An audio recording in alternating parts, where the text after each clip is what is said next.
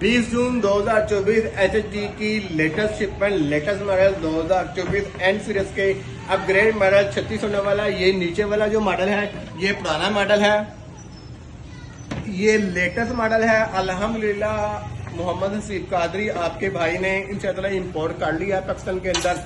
QC plus CE, QC भी computerise, calibration भी computerise पास है। 3600 चिकन के आते हैं इसके अंदर तकरीबन लगभग के 70 to 80 एग्स इसके अंदर आते हैं। ग्रे पैरेट के 50 to 60 इसके अंदर एग्स आते हैं। टर्निंग ट्रे देखें स्मूथ चलेगी, टर्बो सिस्टम लगा दिया गया है। लेटेस्ट अपडेट सबसे बढ़कर इसमें ट्रांसपेरेंट व्यू। उसके बाद जो बॉडी है वो ABS प्लस PE दाने के बनी है, इंतहाई मजबूत बॉडी। डिस्प्ले दे दिया गया ऊपर, टेम्परेचर भी ऑटो कर दिया गया है, टर्निंग भी ऑटो है, नमी भी ऑटो है। टॉर्च लाइट आप इसकी देख सकते हैं। ट्रे की आपको मैं टर्निंग चेक करवाऊं, बिल्कुल स्मूथ, ये देखें बिल्कुल स्मूथ आपकी ट्रे।